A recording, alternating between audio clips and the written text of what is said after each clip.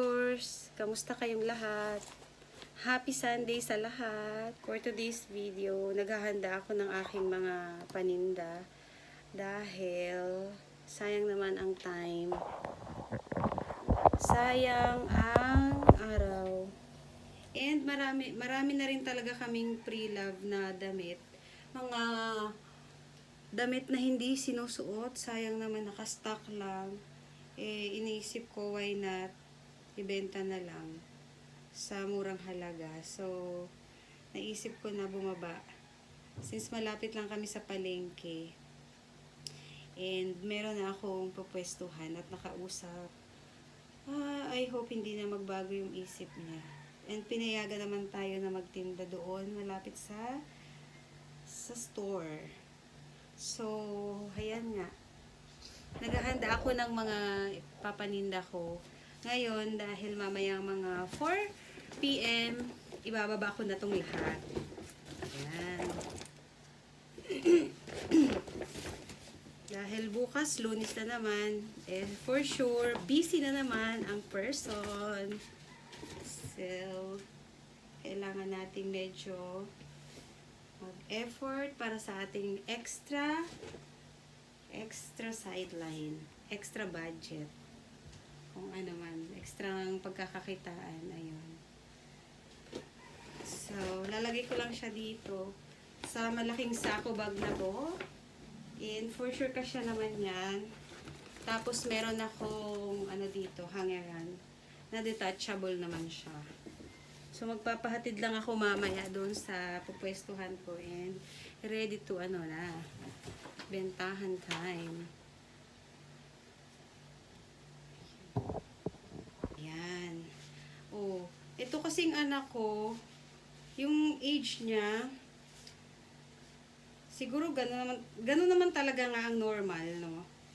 Na dito sa mga ganitong age, adolescence stage, mabilis nilang maiwan yung mga sizes ng sapatos nila, sandals nila, mga damit nila. Kaya sa ganitong stage ng age ng mga bata, para bang nalulugwihan ako sa nila kapag sa mga gamit nila, kasi lalo na tong anak ko, never siyang nakasira ng mga gamit, kundi naiiwanan lang ng size niya. Malaki na yung size niya, hindi yung mga gamit niya naiiwan yung size and hindi niya na nasusuot. So, yung iba, pinamigay ko na. Pero yung ibang magaganda pa talaga. Gusto ko siyang ibenta. Tapos, yung iba ding mga damit ko, mga gamit ko. Nung small size pa ako, yun, i-dispose ko na rin, ibibenta ko na rin. O, katulad nito, yan. Napag-iwanan na nung anak ko yung size, pero hindi pa siya sira. Ayan, no, never pa siyang, walang kasira-sira. Walang kasira-sira, yan. School shoes niya, na binili namin sa Easy Soft, wala na, nasikipan na lang din, pero walang sira. Matibay kasi itong shoes na to ng Easy Soft. Kaya prefer ko talaga bumili doon. So, walang sira, ibibenta na namin.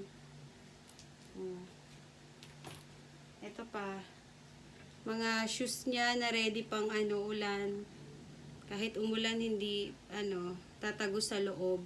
Unless malam na ng tubig yung loob ng shoes. Ayun. Tapos may binili ako dati sa Shopee na cute shoes na pang sporty shoes siya. Hindi ko naman natansya yung size.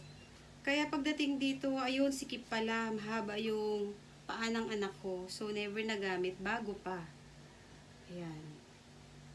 Bagong-bago pa. So, ibibenta din natin to.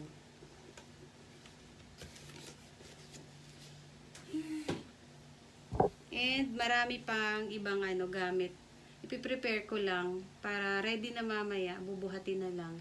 And, praying and hoping na mabenta silang lahat. Ay, naku Lord, bigyan mo po ako ng maraming customer na interesado sa mga ano ko, ibebenta kong items. Ayun lang.